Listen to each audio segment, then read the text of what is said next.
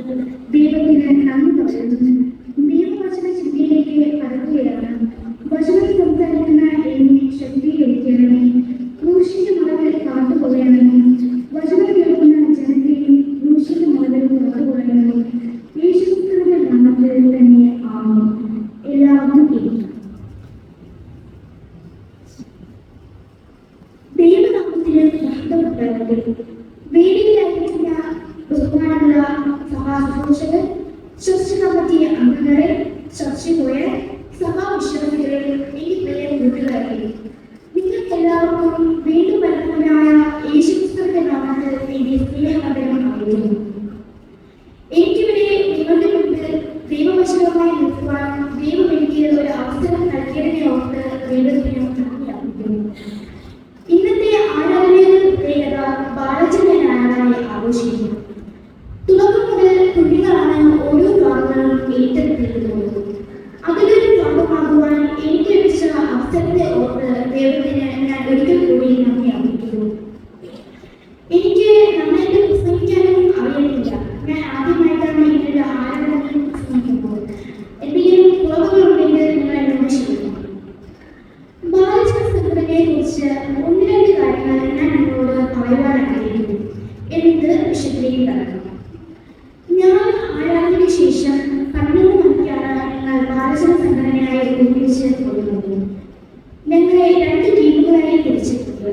2 ടീച്ചേഴ്സിനെ ലഭിച്ചിട്ടുണ്ട്.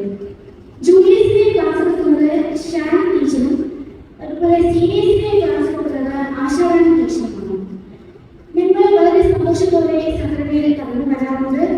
ഞങ്ങൾ ഓരോ ആഴ്ചയിലും വ്യത്യസ്ത പ്രോഗ്രാമുകൾ നടത്തി വരാറുണ്ട്. ഓരോ ആഴ്ചയിലും ഓരോ പാഠങ്ങളിലൂടെ ഞങ്ങൾ ദൈവവചനം പഠിച്ചു പോകുന്നു. അതിൽ ഞങ്ങൾ ഹാപ്പിയാണ്. നമുക്ക് എല്ലാവർക്കും സുപരിചിതനായ ഒരു ക്രിക്കറ്റ് പ്ലെയർ എന്ന് തന്നെ തോന്നുന്നു. സച്ചിൻ തെണ്ടുൽക്കർ എന്ന പേര് പറഞ്ഞ സഭയിലെന്നല്ല ഇന്ത്യയിൽ തന്നെ ഒരൊറ്റ അറിയാത്ത ഒരൊറ്റ വ്യക്തി പോലും കാണുന്നു. ക്രിക്കറ്റിന്റെ ഭാഗമാണെങ്കിൽ അതിന്റെ ദൈവം സച്ചിനാണെന്നാണ് കുറെ പേര് പറയാറുള്ളത്. ഇത് ശരിയായി തെറ്റോ? അത് വേറെ കാര്യം. ചില മനസ്സുകളിൽ സച്ചിനെ ഇത്രയേറെ സ്ഥാനമെത്തിക്കാൻ കാരണം അദ്ദേഹത്തിന്റെ ഏറിയ ജീവിതശൈലിയും നല്ല സ്വഭാവമുള്ളതാണ്. ഇതിനു പിന്നിലെ അദ്ദേഹത്തിന്റെ ഇൻസ്പിറേഷനായി അദ്ദേഹം പറയുന്നത് അദ്ദേഹത്തിന്റെ അച്ഛന്റെ ഒരു ഉപദേശമാണ്. അത് ഇന്നതാണ്. തന്റെ മകൻ ലോകമറിയുന്ന ഒരു ക്രിക്കറ്റ് പ്ലെയർ ആകുന്നതിലുപരി സന്തോഷം തന്റെ മകൻ തന്റെ മനുഷ്യസ്നേഹിയായി എന്ന് വാക്ക് കേൾക്കുമ്പോഴാണ് അദ്ദേഹത്തിന്റെ അച്ഛനുണ്ടാകുന്ന സന്തോഷം പങ്കെടുക്കാൻ പറ്റാത്തതാണ്. ബാലജന സംഘടനയിലൂടെയും സഭയിൽ കുഞ്ഞുങ്ങളെ വളർന്നു വരുന്ന നാം ഓരോരുത്തരിൽ നിന്നും കർത്താവായ യേശുക്രിസ്തു ഇത് തന്നെയാണ് ആഗ്രഹിക്കുന്നത്. ദൈവത്തിന് വേണ്ടിയുള്ള ഒരു വ്യക്തിയുടെ സത്യസന്ധമായ സമർപ്പണമാണ് ഈ ഭൂമിയിൽ വെച്ച് ഏറ്റവും ശ്രേഷ്ഠകരമായ കാര്യം. ദൈവത്തിന് വേണ്ടി സമർപ്പിക്കപ്പെടുന്ന കുട്ടികൾ ഈ ലോകമെമ്പാടും ആസക്തരാകാനുള്ള സാധ്യത കുറവായിരുന്നു. അതുകൊണ്ട് തന്നെ ദക്ഷിണകേരള മഹാനഗര CEJ ഈ വർഷം നൽകിയിരിക്കുന്ന ചിന്താവിഷയം അടിയനെ ഐക്യമായിരുന്നു. Here am I standing. അടിയനെ ഐക്യമായിരുന്നു. Here am I standing. അതിന് ആസ്പദമായി നൽകിയിരിക്കുന്ന വേദഭാഗം യെശയ്യാ പ്രവാചകന്റെ പുസ്തകം 6-ാം അധ്യായം 8-ാമത്തെ വചനത്തിന്റെ അവസാന ഭാഗമാണ് നമുക്ക് നൽകിയിരിക്കുന്നത്. യെശയ്യാ പ്രവാചകന്റെ പുസ്തകം 6-ാം അധ്യായം അതിന്റെ 8-ാമത്തെ വചനം. അനന്തരം ഞാൻ ആരെ അയക്കേണ്ടോ ആ നമുക്ക് വേണ്ടി പോകും എന്ന് ചോദിക്കുന്ന കർത്താവിന്റെ ശബ്ദം കേട്ടിട്ട് അടിയനിട അടിയനെ അയക്കണമേ എന്ന് ഞാൻ പറഞ്ഞു. അടിയനെ അയക്കണമേ. വേദപുസ്തകത്തിലെ തന്നെ അധികമായിട്ട് ശ്രദ്ധിക്കാത്തതും ശ്രദ്ധിക്കപ്പെടാത്തതുമായ പ്രകൃതിയിൽ ദൈവം സൃഷ്ടിച്ചിരിക്കുന്ന ജീവജാലങ്ങൾ, മനുഷ്യർ ഇവയെക്കുറിച്ചുള്ള അറിവുകൾ കുഞ്ഞുങ്ങളിൽ പ്രവർത്തിയെടുക്കുക എന്ന ഉദ്ദേശത്തോടെയാണ് നമുക്ക് നൽകിയിരിക്കുന്ന ഈ വചനം. അടിയനെ അയക്കണമേ. ഈ വചനം നമുക്ക് നൽകിയിരിക്കുന്നത് അതിൽ നിന്നും ചില ചിന്തകളാണ്. ഈ ഭൂമിയിൽ എത്ര വ്യത്യസ്തരായാണ് ദൈവം നമ്മെ സൃഷ്ടിച്ചിരിക്കുന്നത്, അല്ലെങ്കിൽ മനുഷ്യനെ സൃഷ്ടിച്ചിരിക്കുന്നത്. അതെ, മറ്റു മൃഗങ്ങളിൽ നിന്നും പക്ഷികളിൽ നിന്നും വൃക്ഷങ്ങളിൽ നിന്നുമൊക്കെ വ്യത്യസ്തരായി ചിന്തിക്കാനും എഴുതാനും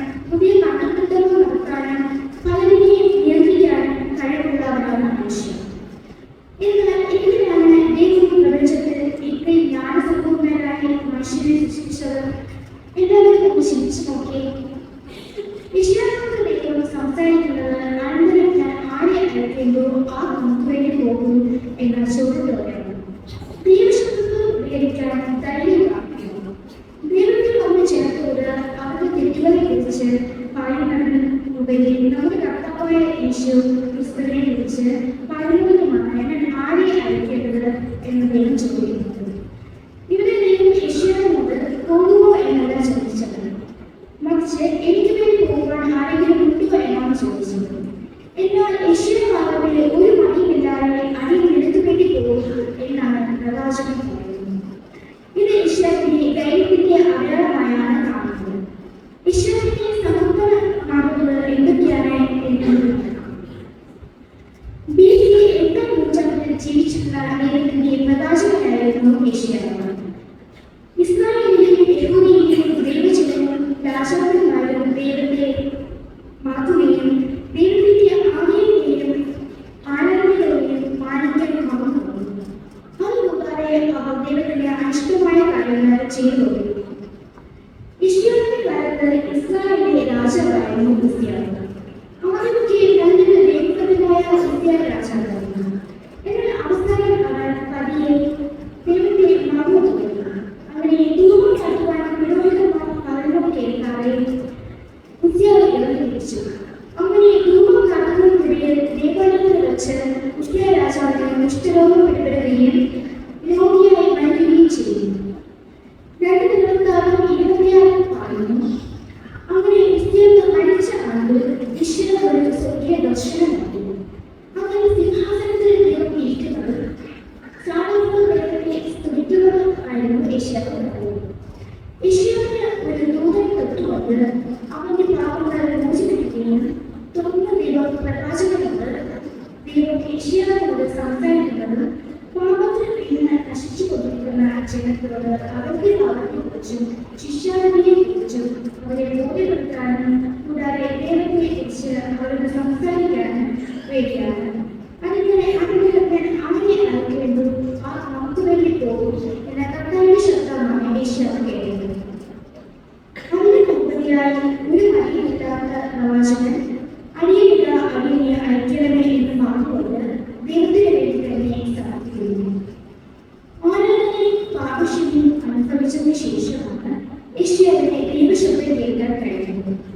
യേശയ്യാവിന്റെ പാപം വിമോചിക്കപ്പെട്ട ഉടനെ യേശയ്യാവിനോട് ദൈവം സംസാരിക്കുന്നതായി നാം കാണുന്നു.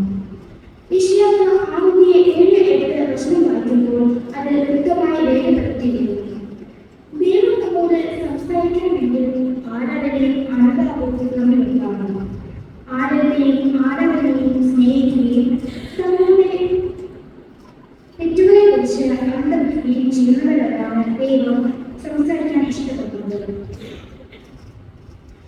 കൂട്ടുകാരെ, നിങ്ങൾ കഴുതി കത്തുന്നു. യേശയ്യാവ് 1:3 പറയുന്നു, കാവലിന്റെ ഉടയവനെയും കഴുതകളുടെ യജമാനനെയും പുത്രനെയും ആയിരുന്നു ഇസ്രായേലോ ആകുന്നില്ല, എന്റെ ജനം ഗ്രഹിക്കുന്നതുമില്ല. പലരും കഴുതയെ വെച്ച് മറ്റുള്ളവരെ കളിയാക്കാറുണ്ട്. സൃഷ്ടിയുടെ മൗനമെന്ന് ആഗ്രഹിക്കുന്ന മനുഷ്യനെ പോലും മാതൃകാവേണ്ട ഒരു ജീവിയാണ് കഴുത. ബൈബിൾ നമുക്ക് കാണിച്ചു തരുന്നു. മത്തായി 22:9 യേശു കഴുതയുടെ പുറത്ത് സഞ്ചരിച്ചു കൊണ്ടാണ് യെരൂശലേമിലുള്ള തന്റെ രാജകീയ യാത്ര നിർവഹിക്കുന്നത്. സംഖ്യാപുസ്തകം 22:33 പറയുന്നു, ദൈവഭവത്തിൽ നിന്ന് യജമാനനെ രക്ഷിക്കുന്ന കഴുതയെക്കുറിച്ച്.